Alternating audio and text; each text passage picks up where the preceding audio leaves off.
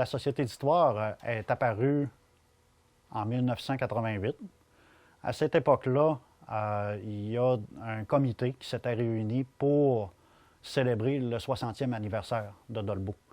Ils se sont rendus compte qu'il y avait énormément de difficultés à retrouver du matériel historique, des photos, des éléments qui leur permettraient de souligner le côté historique du 60e.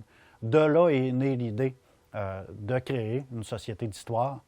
La Société d'histoire et de généalogie de Dolbeau est donc apparue en 1988, jusqu'au jour où toute la MRC se sont intéressés à nos services et que les autres municipalités de la MRC se sont intégrées au projet. Le nom de notre organisation a été changé pour être Société d'histoire et de généalogie. On offre le service de conservation gratuitement. Les gens viennent nous les porter ici, puis nous, on les trie, puis on les rend accessibles au public. Ensuite, les services, on a aussi le service de généalogie d'ascendance autochtone. Donc, on permet aux familles d'avoir une lignée autochtone. On va faire des recherches pour voir dans leurs ancêtres s'ils ont des racines amérindiennes. Un autre service que nous offrons, c'est le service de rédaction professionnelle, le service de rédaction à portée historique surtout, et de recherche. On fait aussi toutes sortes de recherches pour des gens plus précises sur leur famille, des gens qui nous demandent des petites questions. Puis on fait des recherches dans nos archives. Parfois, les gens peuvent venir consulter ici les archives. Ensuite, on offre le service de gestion documentaire. Donc, eux vont dans les municipalités de la MRC pour gérer leurs documents administratifs et aussi dans certains organismes avec qui on a des contrats. On fait aussi la publication d'une revue La Souvenance qu'on publie 3 fois par année. Donc, c'est une revue qu'on offre à tous nos membres de la Société d'histoire. Chacune parle d'une famille en particulier. Donc, ici, c'est la famille Doré, par exemple, qu'on a pour cette édition-ci pour le printemps. On fait de la numérisation d'archives. Ça peut être des vidéocassettes, ça peut être des bobines de films, ça peut être des photographies, des documents. Les gens viennent ici avec leurs archives. Puis, soit ils en font la donation pour conserver dans un fonds d'archives gratuitement. Puis, ils peuvent nous demander d'en faire la numérisation et ensuite de leur donner une copie. En plus de conserver les originaux aussi pour les protéger. Ou les gens peuvent payer un certain montant là, pour les faire numériser, puis les conserver s'ils ne veulent pas en faire la donation nécessairement dans un fonds d'archives. Les membres de la Société d'histoire, c'est des personnes qui sont évidemment intéressées par l'histoire et la généalogie. C'est des personnes souvent retraitées qui disposent de temps pour venir consulter les différents documents qu'on leur offre. On leur offre, oui, des archives, on leur offre aussi une bibliothèque d'histoire, des répertoires de généalogie, des accès à certains sites payants de généalogie pour qu'ils puissent faire leurs recherches. Ça fait que, essentiellement, c'est la base de nos membres. Il y a ceux qui s'intéressent à notre revue qu'on publie 3 fois par année. Donc, c'est quand même assez varié. De plus en plus, on a des personnes plus jeunes aussi qui s'y intéressent. Il y a une page Facebook qu'on alimente de façon régulière qui attire de plus en plus un public jeune. Présentement, on se situe aux alentours de 250. Ça peut aller parfois jusqu'à 300, mais généralement, la moyenne est de 250 membres environ. On a énormément d'activités qui leur permettent de s'impliquer à différents niveaux. On a, par exemple, certains de nos membres qui sont intéressés à notre activité de financement annuel. On a les autres qui font partie d'un comité de généalogie qui sont là puis qui se donnent comme mission de propager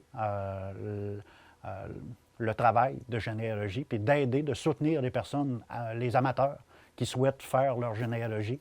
Donc, ces bénévoles-là sont dans un comité, puis ils sont très actifs à faire des présentations dans différents endroits à l'époque où on pouvait faire des présentations. Il allait dans les centres de personnes âgées, il allait rencontrer des regroupements de retraités de l'enseignement, par exemple. Donc, ils sont extrêmement actifs à faire connaître leur offre de services.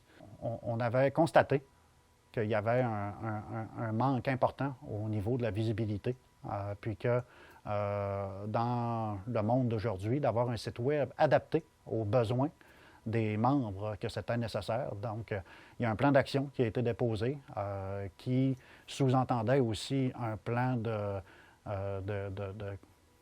communication, puis de visibilité. C'est à ce moment-là qu'on a décidé de refaire le site Web. On a créé des dépliants. Donc, on a essayé d'utiliser différents moyens pour favoriser la connaissance de notre organisation dans le public en général. Le site Web, c'était un élément fondamental. On utilise évidemment aussi beaucoup notre page Facebook. C'est un lieu d'échange important. Puis, il existe différentes pages qui sont intéressés à l'échange, puis à la présentation de photos historiques. Nous, on s'insère dans ça pour faire la présentation, oui, de certaines de nos archives, mais de la plupart de nos activités. Il y a 6 personnes qui travaillent à temps plein présentement dans notre organisation. Si on compte les projets spéciaux, ça peut aller jusqu'à, parfois, selon la période de l'année, jusqu'à 8, 9 personnes qui travaillent à temps plein. Je dirais plus que le modèle d'économie sociale nous a choisi. C'était naturel qu'on devienne un organisme qui est une entreprise d'économie sociale. À la base, on est un organisme à but non lucratif. L'idée, c'est pas de faire des profits pour notre compte. À nous, c'est pour développer notre mission de base qui se trouve à être l'acquisition, le traitement, la conservation, puis la mise en valeur des archives. Puis l'idée derrière le fait de s'être investi dans le développement de l'entreprise d'économie sociale, c'est de favoriser l'accomplissement de notre mission. Parce que on a besoin de ressources pour accomplir tout ce qu'on a à faire. Puis si on n'a pas de moyens, de sources de financement supplémentaires, on ne pourra pas faire plus. Plus de ressources humaines à gérer, plus de projets à gérer. Donc, il faut trouver des personnes à qui déléguer certaines activités, parce que vient un moment donné où on risque d'être débordé par l'ampleur de la tâche. Donc, il faut savoir bien s'entourer.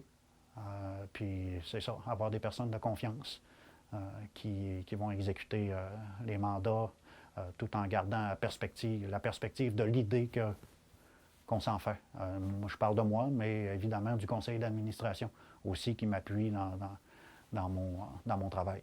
Le rôle du conseil d'administration de notre organisation est de valider les grandes orientations qui sont décidées grandement par moi, mais en collaboration avec le personnel de la société, mais sont ici à titre de consultatif aussi. On a un conseil d'administration qui est quand même bien varié au niveau de l'expérience. Notre présidente est notaire. Le trésorier est un comptable retraité.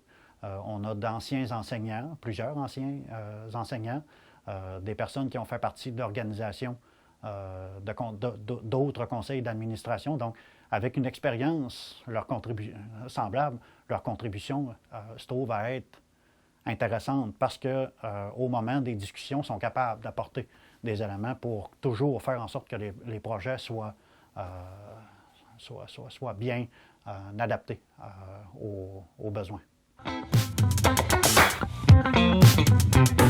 L'idée qu'on s'est fait du futur de notre organisation est évidemment liée fortement à notre mission. c'est de faire en sorte qu'un jour, les archives qui sont déposées ici soient accessibles de façon plus grande au public, que ce soit par leur traitement dans un instrument de recherche, par leur description, ce qui est la base même de l'accès aux archives, mais aussi par leur numérisation, puis la possibilité de pouvoir les laisser en accès libre au public. Mais ça exige des moyens faramineux, beaucoup de ressources. Puis avant d'en arriver là, on va avoir besoin encore de développer nos services pour continuer d'avoir les revenus qu'il faut pour favoriser l'accès à ces archives-là. L'économie sociale, c'est avant tout de favoriser le développement de services pour le public, d'offrir des services qui vont permettre au public, aux organisations, autant les individus que les organisations, de se développer. Comme je disais tout à l'heure, le fait de se servir de nos forces et de saisir des opportunités, ça aide d'autres entreprises aussi. Et il faut maintenir le réseau, s'entraider comme entreprise d'économie sociale. Je pense que ça fait partie des éléments importants. Nous, on le fait. On a déjà plusieurs partenariats d'entreprises avec d'autres entreprises d'économie sociale. Donc, ça, c'est un point qu'il ne faut pas négliger dans le développement.